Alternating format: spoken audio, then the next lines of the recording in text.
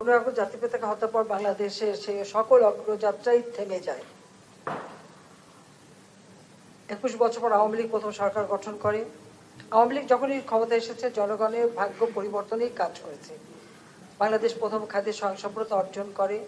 বিদ্যুৎ উৎপাদন থেকে শুরু করে সাক্ষরতার হার, মাতৃমৃত্যু হার, শিশু মৃত্যু হার, মানুষের যে মৌলিক চাহিদা, অন্ন, বস্ত্র, বাসস্থান, চিকিৎসা, শিক্ষার ব্যবস্থা আওয়ামী লীগ সেটা ভিত্তিটা স্থাপন করে জাতির পিতার পদাঙ্ক অনুসরণ করে দেশকে এগিয়ে নিয়ে যেতে থাকে।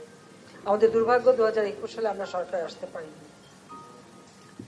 একটা ষড়যন্ত্রের মধ্য দিয়ে আমাদের আসতে দেওয়া হয়নি, কিন্তু তার ফলটা হয়েছিল দেশে সন্ত্রাস, জঙ্গিবাদ, বাংলা ভাইয়ের উত্থান, দুর্নীতি।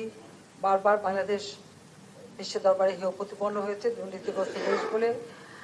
এবং আমাদের অগণিত নেতা কর্মীর উপর যে অকথ্য অত্যাচার, নির্যাতন হয়েছে সেটাও মানে ভোলার না। এবং বিএনপি জামাতের দুঃশাসনের ফলেই দেশে ইমার্জেন্সি ঘোষণা হয়। আর সেই ইমার্জেন্সি সরকার আসার পরে প্রথম দিকে খুব ভালো কথা বললেও তারপরেও তারা আবার ক্ষমতাকে কক্ষগত করে রাখার চেষ্টা করে।